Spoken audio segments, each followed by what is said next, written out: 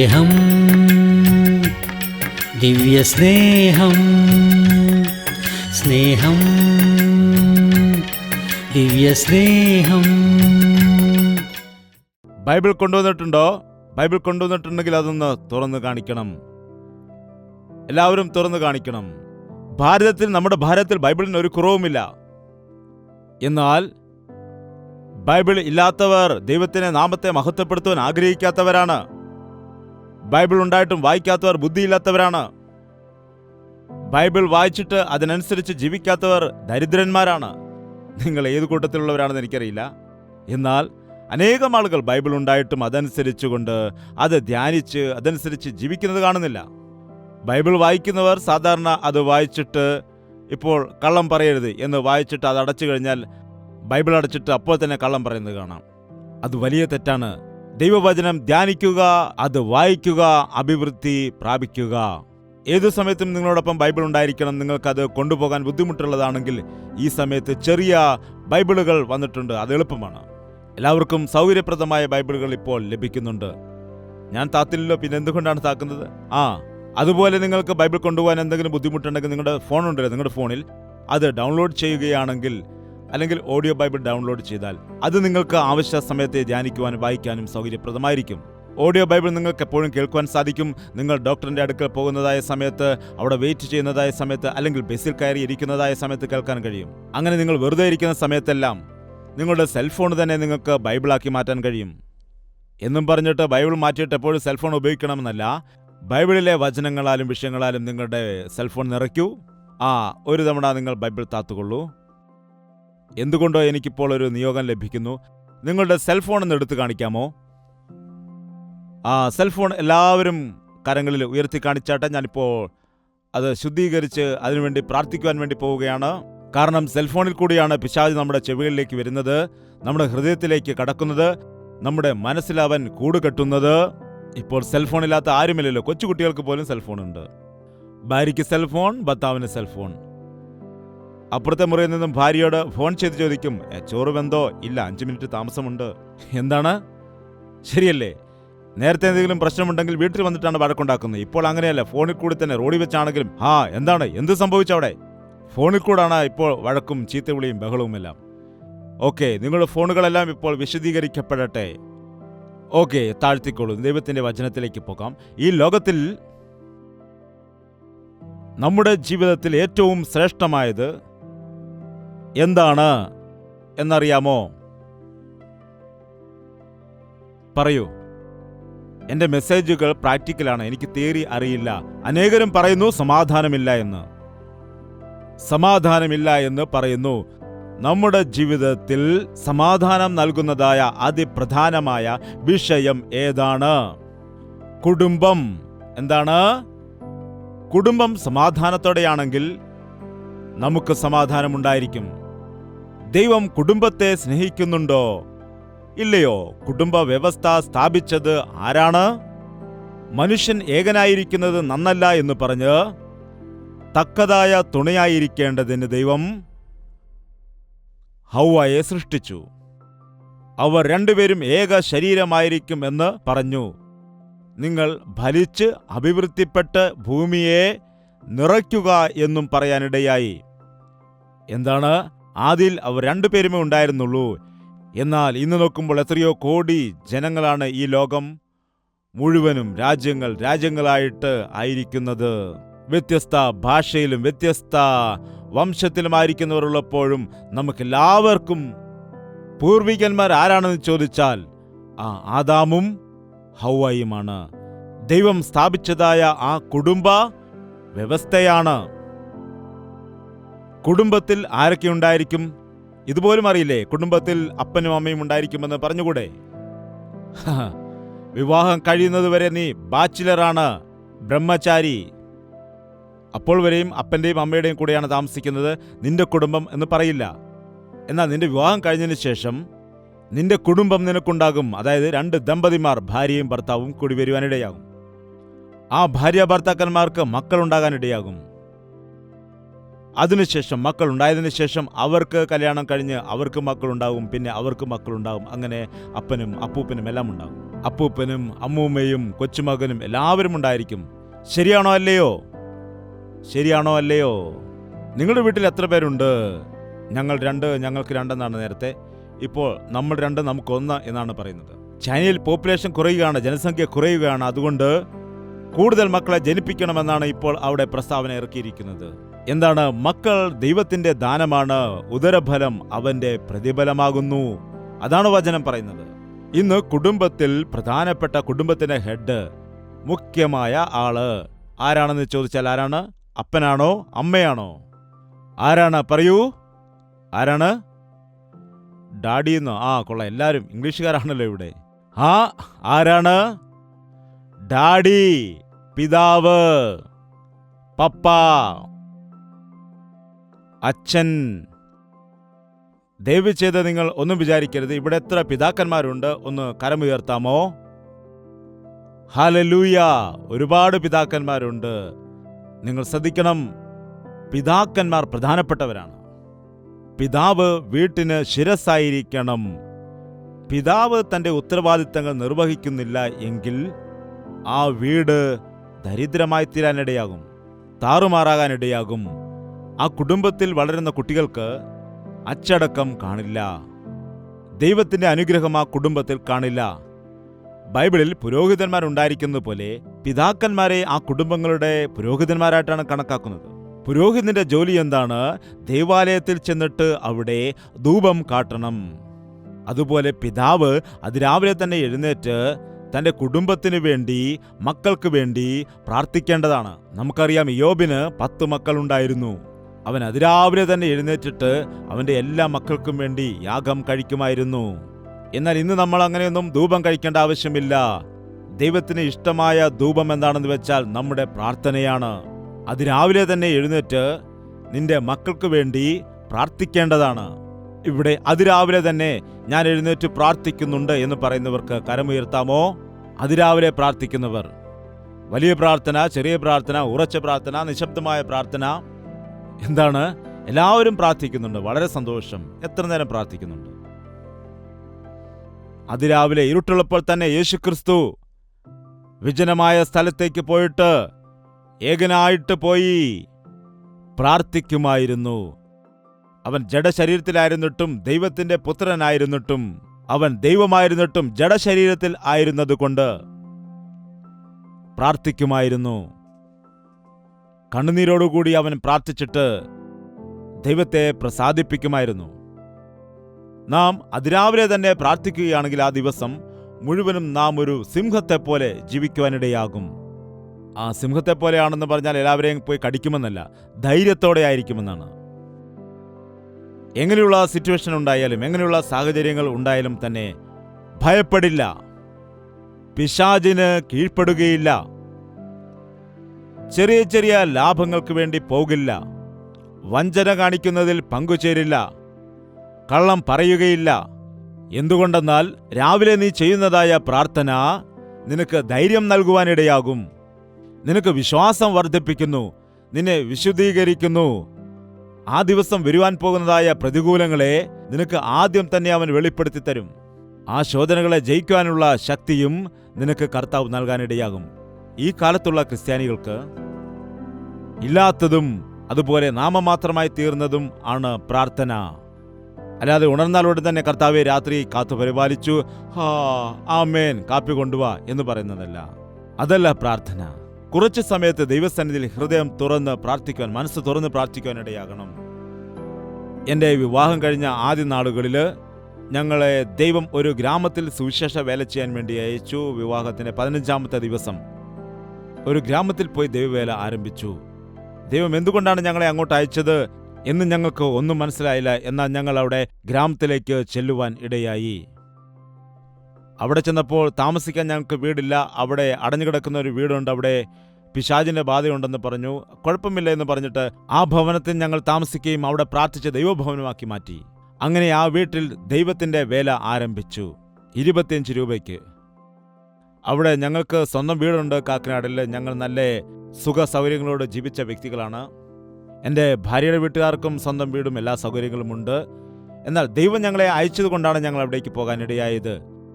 ഒരു ദിവസം എൻ്റെ ഭാര്യ ഈ കുടിലിൽ ആഹാരം പാകം ചെയ്ത സമയത്ത് ഒരുപാട് പുകയുണ്ടാകുവാനിടയായി. ഞാൻ നോക്കിയപ്പോൾ പറയുകയാണ്, എനിക്ക് ഈ ഗ്യാസ് സ്റ്റൗ മാത്രമേ കത്തിക്കാൻ അറിയൂ, ഇങ്ങനെ അടുപ്പ് കത്തിക്കുവാൻ അറിയില്ല. ഞാൻ ചെയ്ത് നോക്കിയപ്പോൾ അവിടെ വിറകും കുറേ പുല്ലും കരിയിലയും ഒക്കെ വെച്ചിട്ട് കുറച്ച് മണ്ണെണ്ണയും ഒഴിച്ചിട്ട് തീ കൊടുത്തു. അത് കുറച്ചു നേരം കത്തിയിട്ട് വീണ്ടും അണഞ്ഞുപോയി. എന്താണ് അങ്ങനെ? ഞാൻ അവിടെ ഈ നീലഗിരി മലയുടെ സ്ഥലത്ത് 2 വർഷത്തോളം ആദിവാസികളുടെ ഇടയിൽ ദൈവവേല ചെയ്തു. ഈ 2 വർഷവും ഇങ്ങനെ അടുപ്പ് ഞങ്ങൾ കത്തിച്ചിട്ടാണ് ആഹാരമൊക്കെ പാകം ചെയ്തത്. ഇപ്പോഴാണെങ്കിൽ കുഴപ്പമില്ല, എന്ന് പറഞ്ഞ് ഗ്യാസ് കത്തിച്ചാൽ ഉടൻ തീ വരും. അതുകൊണ്ട് എനിക്ക് അനുഭവമുള്ളത് കൊണ്ട് ഞാൻ പറഞ്ഞു, ഇങ്ങനെയല്ല തീ കത്തിക്കേണ്ടത്. ഒരു വിറക് 2 വിറകെടുത്തിട്ട് ചെറിയ വിറക് കൊള്ളി വെച്ചിട്ട് പതിയെ തീ കത്തിക്കേണ്ടതാണ്. അങ്ങനെ പതിയെ തീ കത്തുന്നതായ സമയത്ത് അങ്ങനെ ഊതുമ്പോൾ അത് വീണ്ടും ആളിക്കത്തും. അങ്ങനെ തീ പിടിച്ചതിന് ശേഷം അത് നല്ലവണ്ണം ആളിക്കത്തുവാനിടയാകും. പിന്നെ ഗ്യാസിനേക്കാൾ നല്ല രീതിയിൽ കത്താനിടയാകും. ഇന്ന് നമ്മുടെ ഇടയിൽ അനേകരും പ്രാർത്ഥിക്കാൻ പറയുമ്പോൾ ഇതാണ് ചെയ്യുന്നത്, പുകയ്ക്കുകയാണ് ചെയ്യുന്നത്. വിറകും ചപ്പും എല്ലാം ഇങ്ങനെ കുത്തി നിറയ്ക്കുന്നത് പോലെ അടുപ്പിൽ. കർത്താവേ, എനിക്ക് സഹിക്കത്തില്ല, എൻ്റെ ഭർത്താവ് ശരിയല്ല, എൻ്റെ ഭാര്യ ശരിയല്ല, ഇങ്ങനെ ജീവിക്കാൻ കഴിയത്തില്ല, ഞങ്ങൾക്ക് പ്രശ്നമുണ്ട്, കടബാധ്യതയുണ്ട്, രോഗമുണ്ട്, എല്ലാം ഉണ്ട് കർത്താവേ, ആമേൻ എന്ന് പറഞ്ഞു. ഇതാണോ പ്രാർത്ഥന? പ്രാർത്ഥന എന്ന് പറഞ്ഞാൽ നിങ്ങളുടെ സങ്കടമെല്ലാം പറയുന്നതാണോ? വേദനയെല്ലാം പറയുന്നതാണോ? ദുഃഖമെല്ലാം പറയുന്നതാണോ? നിങ്ങളുടെ ആവശ്യങ്ങൾ ചോദിക്കുന്നതാണോ? അല്ല. നിങ്ങളുടെ പ്രാർത്ഥന എന്ന് പറയുമ്പോൾ നിങ്ങളുടെ പ്രാർത്ഥന കരയുന്നത് നല്ലതാണ്. നിങ്ങൾ കരയുമ്പോൾ പ്രാർത്ഥനയ്ക്ക് ശക്തി കിട്ടും. കരയണം. എന്നാൽ ഹന്ന കരഞ്ഞുകൊണ്ടാണ് പോയത്, കണ്ണുനീരൊഴുക്കിക്കൊണ്ടാണ് പ്രാർത്ഥിച്ചത്. വിങ്ങി വിങ്ങി കരയുവാനിടയായി.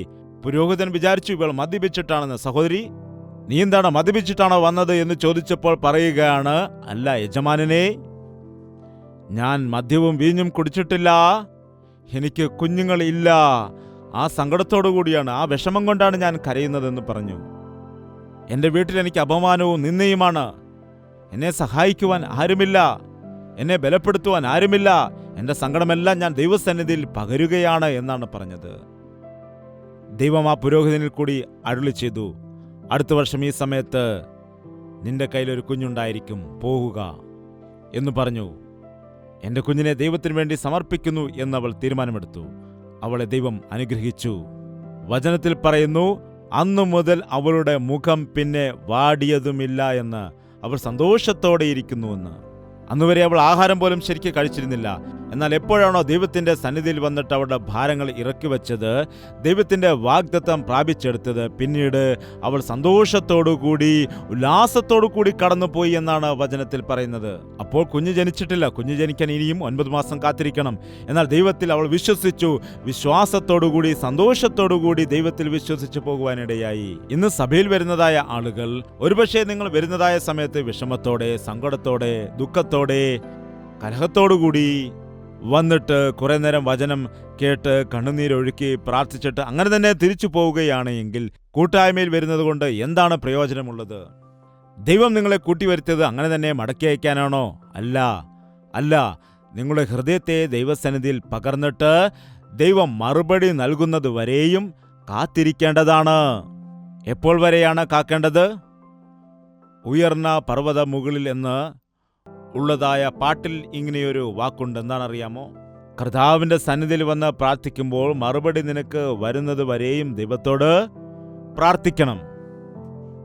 അടുപ്പ് ആളി കത്തുന്നത് പോലെ നാം ദൈവസന്നിധിയിൽ പ്രാർത്ഥിക്കണം. അതുകൊണ്ടാണ് ദൈവത്തിൻ്റെ വചനം പറയുന്നത്, നിങ്ങൾ മുറിയിൽ കയറി കതകടച്ച് രഹസ്യമായിട്ട് പ്രാർത്ഥിക്കുക, രഹസ്യത്തിൽ നിങ്ങളെ കാണുന്നതായ കർത്താവ് നിങ്ങളുടെ പ്രാർത്ഥന കേൾക്കുമെന്ന്. നിങ്ങളുടെ പ്രാർത്ഥന കേട്ടിട്ട് നിങ്ങൾക്ക് ദൈവം മറുപടി നൽകും. നിങ്ങൾ പ്രാർത്ഥിക്കേണ്ടത് ആവശ്യമാണ്. അതിരാവിലെ തന്നെ പ്രാർത്ഥിക്കണം. 2 മിനിറ്റുള്ള പ്രാർത്ഥനയല്ല അത്. മനസ്സിൽ ദൈവത്തോടുള്ളതായ വിശ്വാസം വർദ്ധിച്ച് എനിക്ക് ദൈവം മറുപടി നൽകും എന്നുള്ളതായ ഉറപ്പ് ലഭിക്കുന്നതുവരെ പ്രാർത്ഥിക്കണം. നീ ഇനി അനുഗ്രഹിച്ചിട്ടില്ലാതെ ഞാൻ നിന്നെ വിടുകയില്ല എന്ന് അന്ന് യാക്കോബ് ദൈവത്തോട് പ്രാർത്ഥിച്ച് പോരാടുവാനിടയായി. എന്തുകൊണ്ട് നമുക്ക് അങ്ങനെ ചെയ്യാൻ കഴിയുന്നില്ല? എന്തുകൊണ്ടാണ് വെറുതെ പ്രാർത്ഥിച്ചു വിടുന്നു? ഈ കാലത്തെ ഭിക്ഷക്കാർ ഒരുപാട് കുറഞ്ഞിട്ടുണ്ട്. പണ്ടുള്ള കാലത്താണെങ്കിൽ ഒരുപാട് ഭിക്ഷക്കാരുണ്ടായിരുന്നു. വൈകുന്നേരം ചോറ് കഴിഞ്ഞാൽ പിന്നെ ആ ഭിക്ഷക്കാർ പലരും വരികയും അവർക്ക് ആ ചോറ് നമ്മൾ കൊടുക്കുകയും ചെയ്യുമായിരുന്നു. എന്താണ്, അമ്മേ ഭിക്ഷ ദേഹി എന്ന് പറഞ്ഞു വരുമായിരുന്നു. എന്താണ് നോക്കുന്ന സമയത്ത് പലപ്പോഴും എന്താണ് നമുക്ക് ഒന്നോ രണ്ടോ കറിയായിരിക്കും, എന്നാൽ ഇവർക്ക് 10 കറിയാണ് കിട്ടുന്നത്. എന്തുകൊണ്ടെന്നാൽ ഒരുപാട് വീടുകളിൽ കയറി ഇറങ്ങുമല്ലോ. അതുകൊണ്ടാണ് വെറുതെ വന്ന് അമ്മയെ ഭിക്ഷ തരണേ എന്ന് പറയുമ്പോൾ ഇവർ അടുക്കളയിൽ ചെന്ന് പാത്രമൊക്കെ കഴുകി വരുന്നതായ സമയത്ത് അയാൾ അവിടെ നിന്ന് വേറെ വീട്ടിലേക്ക് പോകുന്നത് കാണാം. അവർ വെളിയിൽ വന്ന് നോക്കുമ്പോൾ ദൂരെ അയാൾ പോകുന്നത് കാണാം. അയ്യോ, നിനക്ക് വേണ്ടിയാണല്ലോ ഞാൻ ചോറെല്ലാം ഒരുക്കിക്കൊണ്ട് വന്നത് എന്ന് പറഞ്ഞിട്ട് ഇവർ സങ്കടപ്പെടും. ദൈവസന്നിധിയിലും ഇന്ന് അനേകം ആളുകൾ അങ്ങനെയാണ് ചോദിക്കുന്നത്, ദൈവമേ നൽകണമേ, ബലപ്പെടുത്തണമേ, സഹായിക്കണമേ, അല്ലെങ്കിൽ ഞാൻ ATM കാർഡ് ഇട്ടെടുത്തോളാം. ദൈവമേ എന്നെ സഹായിക്കണമേ, അല്ലെങ്കിൽ ഞാൻ ഡെബിറ്റ് കാർഡൊക്കെ ഉണ്ടല്ലോ എന്ന് പറഞ്ഞിട്ട് അങ്ങനെ ചെയ്യും. എന്താണ്? ദൈവത്തോട് പേരിന് വേണ്ടി പ്രാർത്ഥിക്കുകയാണ്, എന്നിട്ട് അവരുടെ ഇഷ്ടം പോലെ അവരുടെ ബിസിനസ് അവർ ചെയ്യുകയാണ് ചെയ്യുന്നത്. ദൈവം തന്നില്ലെങ്കിൽ കൈക്കൂലി മേടിച്ചാണെങ്കിലും കാര്യം നടത്തും. അങ്ങനെയാണ്. എന്നാൽ അങ്ങനെയല്ല നമ്മുടെ ജീവിതത്തിൽ നാം ആയിരിക്കേണ്ടത്. ദൈവത്തോട് ചോദിക്കുന്ന സമയത്ത് വിശ്വാസം വേണം. ദൈവം എനിക്ക് നൽകും. എനിക്ക് ആരുടെയും റെക്കമെൻഡേഷൻ ആവശ്യമില്ല. എനിക്ക് കോപ്പി അടിക്കേണ്ടതായ കാര്യമില്ല. എനിക്ക് മനുഷ്യന്റെ സഹായമില്ല. മനുഷ്യരുടെ സഹായമെല്ലാം വ്യർത്ഥമാണ്. ദൈവം എന്നെ സഹായിക്കാനിടയാകും എന്ന വിശ്വാസത്തോടെ ചോദിച്ചു നോക്കൂ.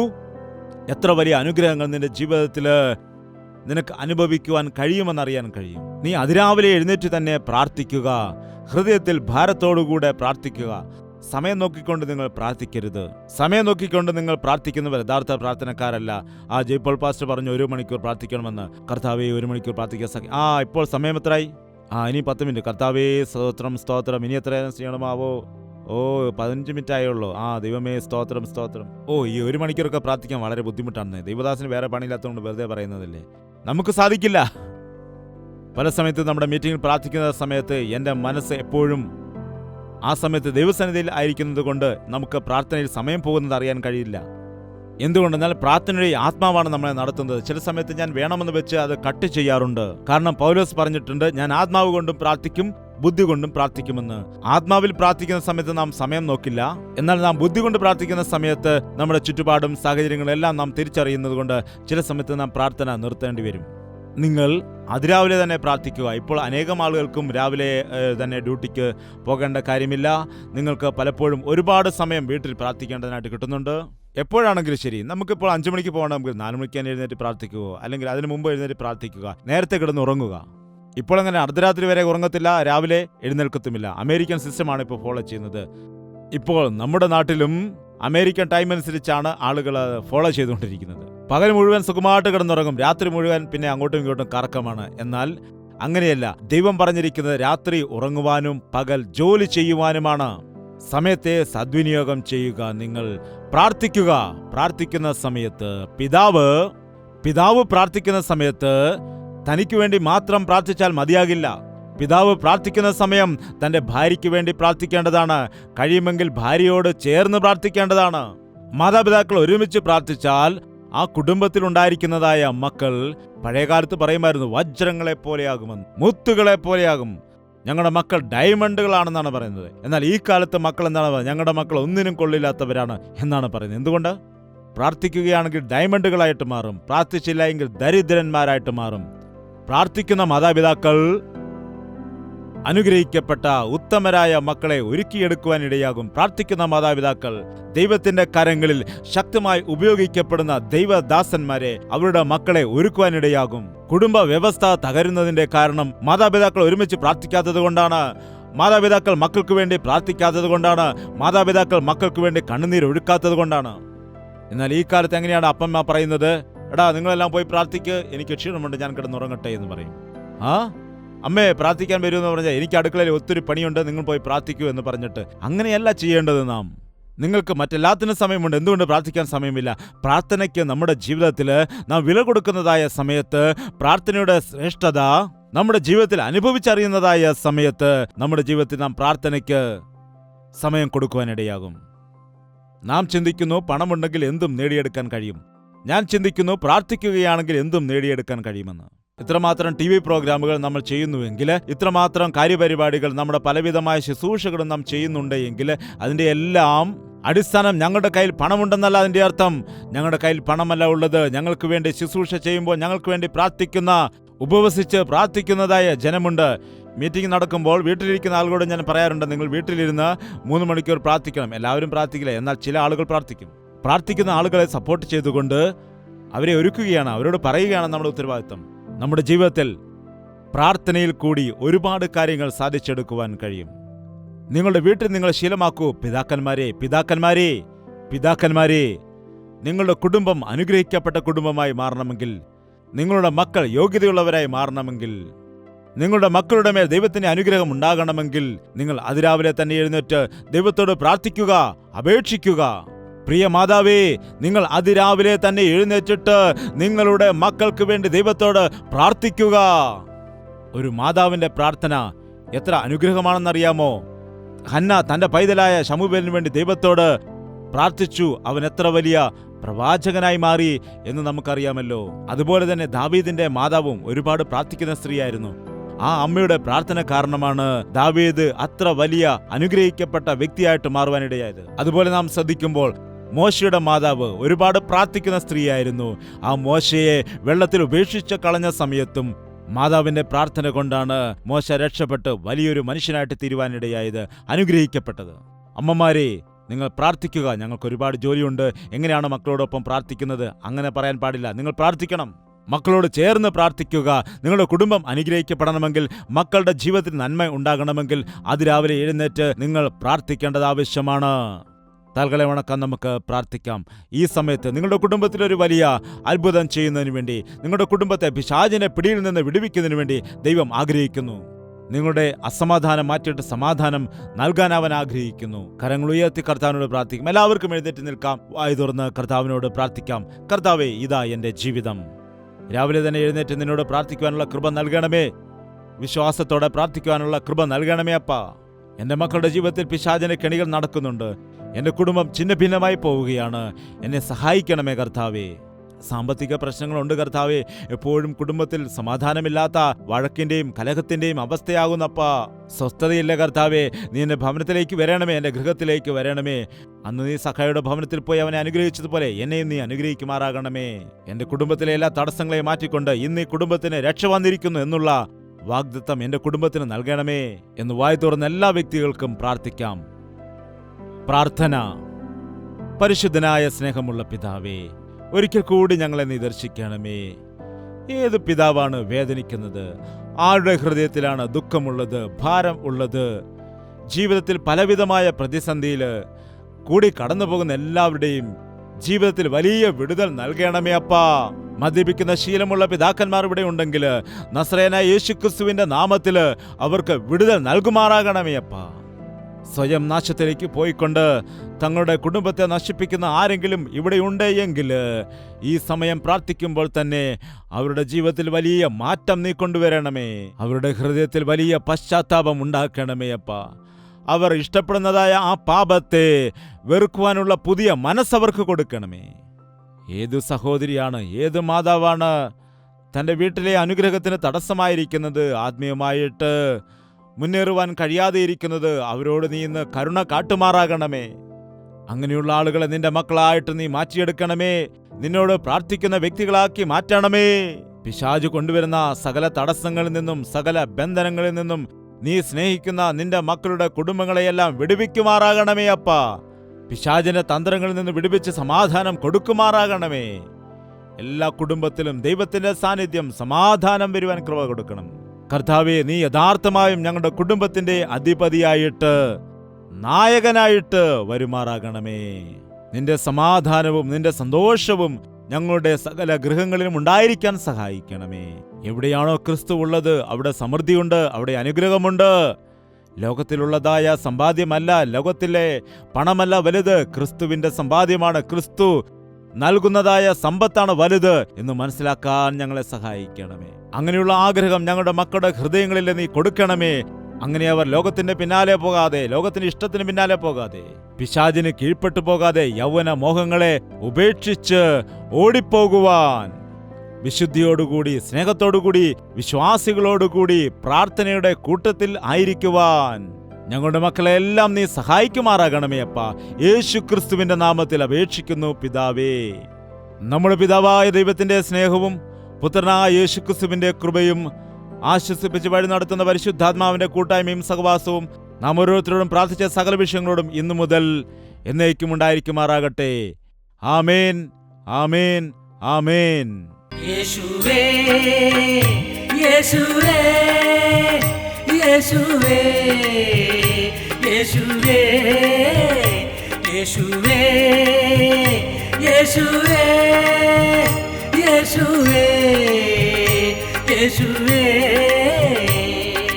നിന്നെ നിന്നെ എന്നും ഞാൻ സേവിക്കും നീ മാത്രം രാജാവെന്നും നിന്നെ നിന്നെ എന്നും ഞാൻ സേവിക്കും നീ മാത്രം രാജാവെന്നും യേശുവേ യേശുവേ യേശുവേ യേശുവേ യേശുവേ യേശുവേ യേശുവേ യേശുവേ യേശുവേ യേശുവേ യേശുവേ